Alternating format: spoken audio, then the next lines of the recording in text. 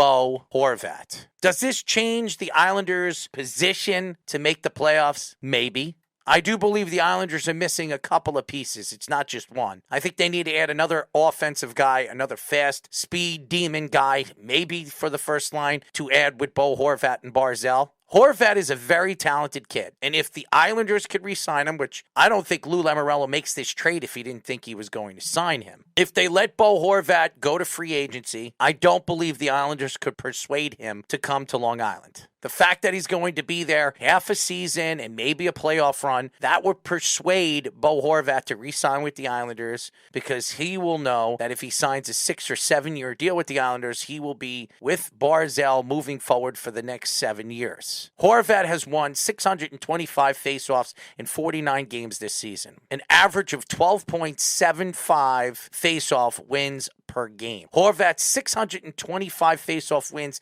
is second in the NHL, only to Patrice Bergeron, who has 689. Horvat was sixth last season with 841 faceoff wins. Faceoffs are very important in the playoffs. And now the Islanders have two guys in the top 10 in faceoffs. Pajot and now Horvat. Horvat has 31 goals in 49 games this season, already tying his career high, which was 31 last season. Horvat has 31 goals and 143 shots on goal, which gives him a 21.7% shooting percentage among NHL players with over 100 shots on goal. Only Jets' Mark Scheifele has a higher percentage at 22.8%.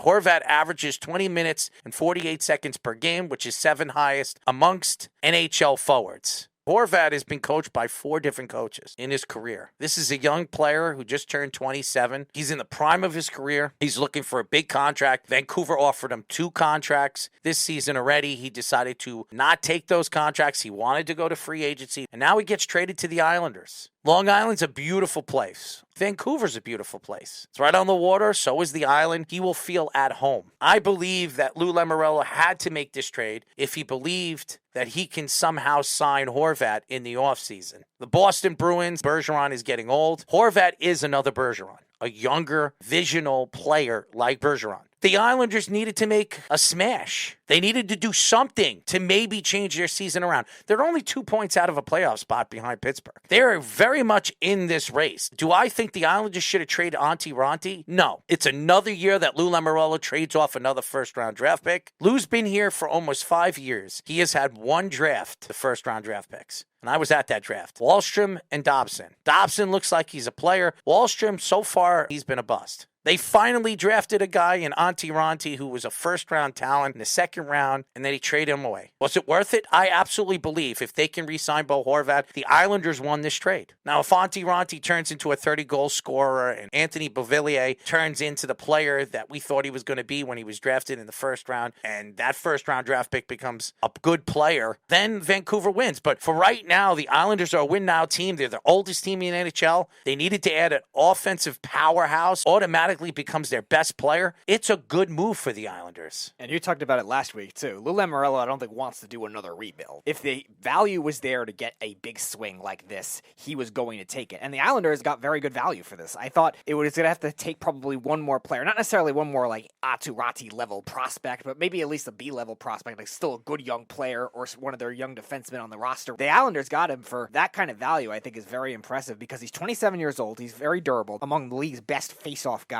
Now he's picking up the goal scoring only recently. 31 goals back-to-back seasons where he never had a 30-goal season before that, but he still was a great assist guy before that. 3 of his first 6 seasons with 30-plus assists, which on a Vancouver team that dealt with a lot is very impressive. This is not a guy that's had stability his whole career. Like you said, 4 different coaches, so many different GMs, so much dysfunction. Faceoffs are so very important in the playoffs, and for the Islanders to have as much center depth as they have, that could be a secret weapon if they get there. Now, the Islanders' playoff identity might be different with Lambert over Trotz, but the Islanders are still not a team you definitely do not want to mess with in the playoffs with a great goaltender in Sorokin, too. If they can add another offensive player to help them get over the hump, this team would be a dangerous team. You don't want to play 2 face-off guys as good as Pajot and Bo Horvat in the playoffs. The Islanders have been terrible on the power play. Maybe adding Bo Horvat will help on the power play. They needed to add a player to help out Barzal. They haven't had a player this talented since John Tavares.